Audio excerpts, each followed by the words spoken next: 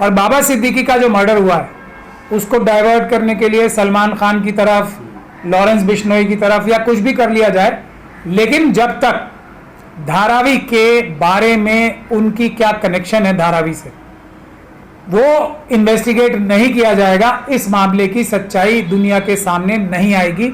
ये मेरा विश्लेषण है जिस पे इन्वेस्टिगेशन होनी चाहिए। मैं महाराष्ट्र के सभी जितने भी अपोजिशन पार्टी के पॉलिटिकल लीडर्स हैं और जितने भी सोशल वर्कर हैं, मैं उनसे नम्र निवेदन करता हूं कि बाबा सिद्दीकी के मर्डर को सीधे सीधे धारावी का जो प्रोजेक्ट है उससे जोड़ के देखना चाहिए, उसके कनेक्शन निकालने चाहिए, तभी सच्चाई सामने आ पाएगी। पर पुलिस के जो स्टेटमेंट आया है, जिन लोगों को पकड़ा है उन्होंने, उसके कनेक्शन वो बता रहे हैं कि बिश्नोई गैंग से है।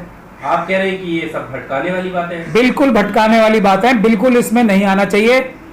किसी की किसी से दोस्ती या मतलब कोई इतना बड़ा मर्डर करने के लिए कोई बहुत बड़ा रीजन भी चाहिए होता है ना, कोई है रीजन। सलमान खान से दोस्ती, चलिए यही लॉजिक मान लेते हैं, झूठा या सच्चा जो भी लॉजिक है, तो सलमान खान के सबसे निकटतम दोस्त यही है क्या? सलमान खान के दोस्त तो आरएसएस और बीजेपी में सबसे ज्यादा है कि नहीं है? मोदी जी का प्रचार भी करा था, मोदी जी का प्रचार भी किया था, वो सबसे ज्यादा टच में आरएसएस के हैं, मोदी जी के बहुत बड़े तारीफ करने वाले हैं। तो आरएसएस और बीजेपी के किसी भी व्यक्ति का क्यों कनेक्शन नहीं देखा जा रहा? पतंग भी उड़ाई थी, सब काम किए उन्होंने। तो आरएसएस और बीजेपी के बहुत सारे बड़े बड़े नेता सलमान खान के बहुत अच्छे, बाबा सिद्दीकी से भी ज्यादा क्लोज मित्र हैं, जो कि पूरे देश में आराम से घूम रहे हैं। तो ये सिर्फ भटकाने का काम है।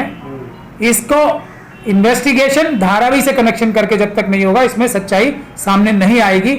लेकिन वो इन्वेस्टिगेशन कभी हो नहीं सकती, क्योंकि धारावी किसको दिया गया प्रोजेक्ट, वो पूरी दुनिया जानती है, अडानी जी को। जैसे ही अडानी जी का कोई भी दूर से दूर तक भी लक्षण कोई नजर आता है, तो तुरंत से पहले मोदी जी, योगी जी, अमित शाह जी, मोहन भागवत जी, खास तौर पे गुजरात के जो हमारे अमित शाह जी और मोदी जी हैं, वो एकदम पूरी ताकत लगा के आ जाते हैं उस मामले को ऊपर पर्दा डालने के लिए। चाहे वो हजारों किलो ड्रग्स की प्राप्ति हुई हो, इनके जो नया नया जो इन्होंने वो लिया है, पोर्ट लिया है, या कोई दूसरा कारनामा हो। अभी चाइना की एक कंपनी है वीवो फोन की, उसने 70,000 करोड़ का चूना लगाया है भारत को टैक्स चुरा के, उसका ईडी ने भी चार्जशीट फाइल की है। इन सबके तार जुड़े हुए कहां नजर आएंगे? हर एक तार अडानी जी से क्यों जुड़ा नजर आता है, यह भी सोचने की बात है।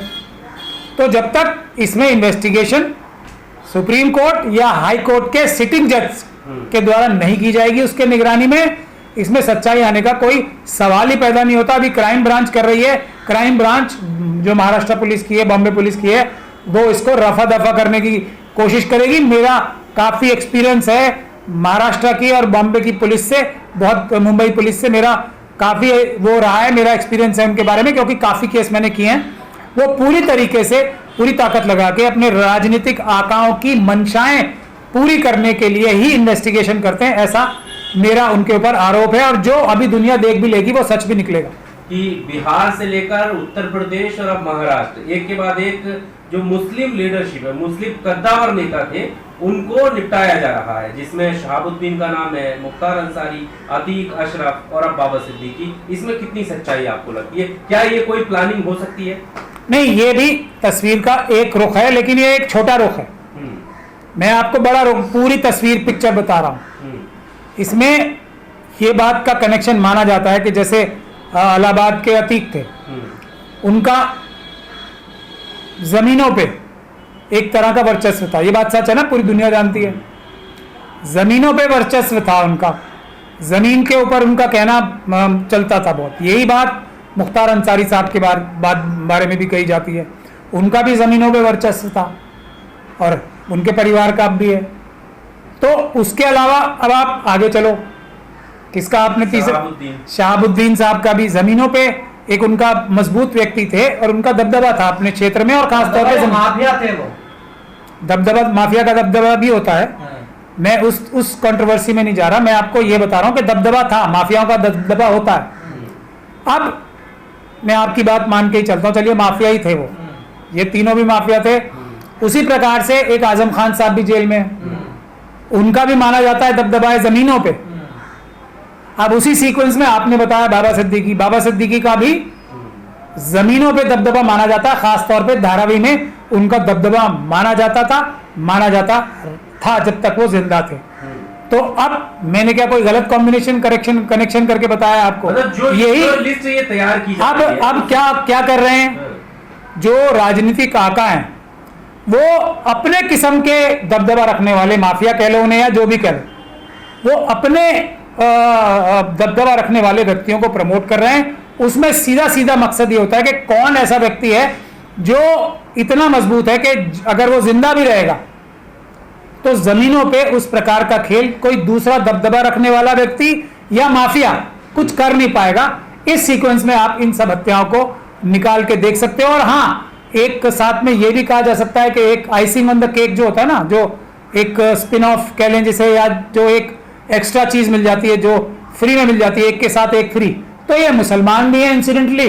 तो आरएसएस और बीजेपी को देश को तोड़ने का भी नैरेटिव एक बन जाता है, और मुस्लिम कम्युनिटी के अंदर जो एक डर और भय व्याप्त करना चाहते हैं आरएसएस और बीजेपी के लोग, वो भी एक उसका स्पिन ऑफ या एक के साथ एक फ्री, ये भी काम हो जाता है। क्या आप मानते हैं मुस्लिम लीडरशिप के ऊपर आघात हो रहा है या सुनियोजित तरीके से वो मुस्लिम लीडरशिप को खत्म करने का काम किया जा रहा है? मुस्लिम लीडरशिप को खत्म करने के विभिन्न तरीके हैं, बहुत अलग अलग तरीके हैं, और ये शब्द, ये लाइन कहना पूरी तरीके से उचित नहीं होगा। हाँ, अगर मैं ये कहूं मुस्लिम लीडरशिप को भी खत्म करने का सुनियोजित साजिश आरएसएस और बीजेपी के लोग कर रहे हैं, तो वो एक सही स्टेटमेंट होगी। भी से मेरा मुराद क्या है? शेड्यूल कास्ट कम्युनिटी की भी लीडरशिप खत्म करने के लिए पूरी ताकत लगाई जा रही है, शेड्यूल ट्राइब की भी, और जो हमारे दूसरे पिछड़े वर्ग हैं, ओबीसी, सिख, क्रिश्चियन, बौद्ध, उनकी भी लीडरशिप खत्म करने के लिए, अच्छी लीडरशिप खत्म करने के लिए विभिन्न प्रकार के तरीके इख्तियार किए जा रहे हैं, जिनमें से एक ये तरीका डायरेक्ट तरीका है जिसके के ऐसे जो लोग अच्छे हों या बुरे हों, जिनकी थोड़ा भी दबदबा है या उनका वर्चस्व है किसी भी फील्ड में, उनको मार दिया जाए। इसी प्रकार से बहुत सारे दूसरे कम्युनिटी के साथ भी हो रहा है। मुस्लिम कम्युनिटी का ही देखा जाए तो हमारे जितने भी टॉप के मजहबी रहनुमा हैं, उनको मारने की जगह उनको हाईजैक करने का काम भी किया है, उनको खरीदने का काम भी किया है, कई लोगों को जेल में भिजवाने का भी काम किया है। यही सच्चाई शेड्यूल कास्ट, शेड्यूल ट्राइब के साथ खास तौर पे हो रही है। यही सच्चाई सिख लीडरशिप के साथ, क्रिश्चियन लीडरशिप के साथ भी खास तौर पे की जा रही है। इसमें कोई शक और शुबे की गुंजाइश है नहीं। तो ये सवाल उठता है कि बाकी जो और लीडर थे और नेता थे वो वजूद में नहीं थे, सरकार में नहीं थे, सत्ता में नहीं थे, लेकिन ये खुद सत्ता में थे, इनके बेटे उस सरकार के हिस्सा है, मंत्री, खुद पूर्व मंत्री रहे हैं। तो ऐसे कद्दावर नेता भी अपनी हिफाजत नहीं कर पा रहे और खुद की सरकार होते जाते। देखिए, अतीक साहब से शुरू करते हैं। उनके कनेक्शन, उनको एक पार्टी जबरदस्ती जाके ज्वाइन कराई गई थी उनके बेटे को। कहां से? अमित शाह साहब का नाम आता है उसमें। मुख्तार अंसारी साहब के जो सुपुत्र हैं, वो क्या एनडीए के अलायंस में नहीं है? उसके आगे आजम खान साहब पे भी ये इल्जाम लगते रहे कि वो डायरेक्टली इनडायरेक्टली अपने तल्ख शब्दों से आरएसएस और बीजेपी की मदद करते रहे। उसी प्रकार से बाबा सिद्दीकी साहब तो चले ही गए, एनडीए गठबंधन में चले गए। इससे कोई बचाव नहीं होता है, इससे बचाव नहीं होता है। आरएसएस और बीजेपी ऐसे संगठन हैं, और खड़गे साहब को बड़े दिनों बाद मेरी बात की सच्चाई पता लगी, उन्होंने भी उसे टेररिस्ट ऑर्गेनाइजेशन कह ही दिया। मैं कब से कह रहा हूं, जैसे मैं कब से महमूद मदनी साहब को आरएसएस का एजेंट बता रहा हूं, 5 साल से ज्यादा। अब जाके पूरी दुनिया ने माना है, जब उनकी कारनामे बिल्कुल साफ हो गए। उसी प्रकार से अब जाके कांग्रेस प्रेसिडेंट ने माना है कि आरएसएस और बीजेपी आतंकवादी संगठन हैं। मैं ये बात कब से कह रहा हूं? तो मेरी बातों पे यकीन उसी तरीके से एक चुनाव की मशीनों की बात मैं कब से कह रहा हूं, अब जाके सभी लोग मान रहे हैं। तो मेरी बातों पे आप लोगों को ध्यान देना चाहिए। आरएसएस और बीजेपी के साथ आप चले भी जाओ, उनके साथ हाथ भी मिला लो, उनके नतमस्तक हो जाओ, उनके चरणों में बैठ जाओ, अगर उन्हें जरूरत पड़ेगी तो वो आपका गला काटने से एक क्षण के लिए भी हिचकिचाएंगे नहीं। इसके दर्जनों एग्जाम्पल मैं आपको दे सकता हूं, एक नहीं दर्जनों एग्जाम्पल हैं। उसमें से सबसे बड़ा एग्जाम्पल तो महाराष्ट्र सरकार का ये कि शिवसेना जिसके कंधों पे चढ़ के, बाबा साहब ठाकरे के कंधों पे चढ़ के बीजेपी महाराष्ट्र में जगह बना पाई थी, तो जब उसके परिवार को राजनीतिक रूप से समाप्त करने के लिए एक क्षण, एक सेकंड नहीं लगाया, आरएसएस और बीजेपी की सोच ये है, जिस हाथ से खाना खाएंगे उसको भी काटने में एक क्षण नहीं लगाएंगे। उसका सबसे बड़ा एग्जाम्पल ये है कि वो भारत देश में रह के ही भारत देश के साथ कितनी बड़ी गद्दारी करते हैं। इसके एक नहीं फिर दर्जनों एग्जाम्पल हैं। साध्वी प्रज्ञा सिंह ठाकुरों या जो वो डीआरडीओ के साइंटिस्ट थे जिन्होंने अपने जो अबुल कलाम आज़ाद साहब थे, उनके सारी मेहनत की जो कमाई थी, उनकी जो उन्होंने जो इंटर बैलिस्टिक मिसाइल्स बनाए, इंटरकॉन्टिनेंटल मिसाइल्स बनाए थे, उसकी सारी टेक्नोलॉजी पाकिस्तान को बेच दी। तो जो हाथ आरएसएस और बीजेपी के लोगों को खिलाएगा वो उसको भी खाने में, उसको काटने में एक क्षण भी नहीं लगाते हैं। ये उनका चाल चरित्र और चेहरा है। क्या आने वाले चुनाव से चुनाव को लेकर कुछ इस तरीके की प्लानिंग हो, हत्या का कुछ वजह लगती है? नहीं, दहशत फैला रहे हैं ना एक तरीके से। देखिए अजीत पवार जी को भी मैसेज दे दिया, वो भी परिवार करने लगे थे ना, यानी कि शरद पवार जी से बता रहे थे कि जनता जो है उन परिवार को जो तोड़ता है या परिवार में साथ रहने के लिए जनता उनके ऊपर दबाव बना रही है या जनता उनसे नाराज होती है जो परिवार तोड़ता है। इसका मतलब क्या है? अजीत पवार साहब ने इशारा दिया कि वो शरद पवार जी के प्रति उनकी जो दिल की भावनाएं हैं वो चेंज नहीं हुई और जनता उनसे नाराज है कि शरद पवार साहब को उन्होंने एक प्रकार से धोखा दिया।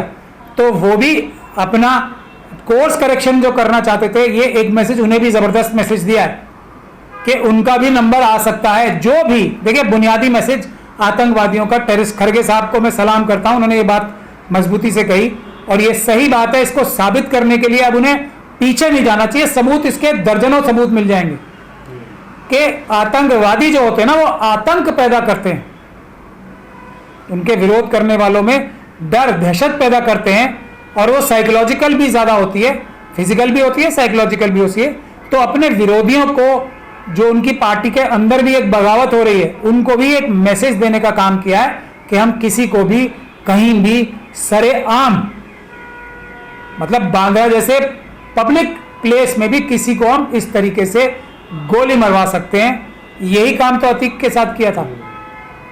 ये मैसेज क्लियर कट आरएसएस और बीजेपी का मैसेज है जो हमें समझना चाहिए और इसका मुकाबला करने हमें लड़ना चाहिए उसी स्पिरिट से जो भगत सिंह, अशफाकुल्ला खान की स्पिरिट थी, उसी स्पिरिट से लड़ना चाहिए। तो बाबा सिद्दीकी की हत्या आरएसएस ने करवाई है? मैं आपको बता रहा हूं, लॉजिक बता रहा हूं ना मैं, किसने कराई है उसका तरीका सिर्फ एक ही है। मैं एक वकील हूं, उसका तरीका यह है निष्पक्ष रूप से, ट्रांसपेरेंट रूप से, मतलब पारदर्शी रूप से इन्वेस्टिगेशन होनी चाहिए। मेरा जो ये आक्षेप है, जो आरोप है, ये मेरा ख्याल ऐसा है एकदम सटीक उतरेगा अगर इस पे निष्पक्ष इन्वेस्टिगेशन होगी सुप्रीम कोर्ट या हाई कोर्ट की जज की निगरानी में। जैसा आपने कहा धार्मिक का यहाँ पूरा मामला हो सकता, तो उसकी बात क्यों नहीं कह रही है पुलिस, या ये फिर जमीन का पूरा मामला उस मामले में, तो बिश्नोई पे क्यों खींच ले जाया जा रहा? भाई किसी को तो स्केपगोट बनाना है। हाँ। और बिश्नोई एक गैंगस्टर है, उनको भी अपना नाम बड़ा करने में फायदा हो रहा है।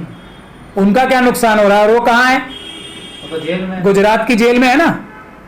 तो वो कैसे अपनी गैंग की एक्टिविटीज चला पा रहे हैं, इस पे भी इन्वेस्टिगेशन करनी चाहिए। अब तो भारत सरकार ने एनआईए को ये जिम्मेदारी दे दी है, तो मुझे नहीं समझ में आता कि कुछ भी नहीं कर सकते। कम से कम मोबाइल के जरिए जो वो कनेक्शन अपने रखते हैं बाहर की दुनिया से, उसी को खत्म कराया जा सकता है। आसान टारगेट हो गया क्या? नेता ही नहीं, बताइए, नेता ही नहीं की सुरक्षा हो रही है। सबसे आसान टारगेट शेड्यूल ट्राइब है, उसके बाद मुस्लिम, सिख, क्रिश्चियन, बौद्ध का नंबर आता है। ये एक जमीनी सच्चाई है। आप आंकड़े निकाल के देख लो, किसी भी प्रकार के आंकड़े निकाल के देख लो, ये एक सच्चाई है।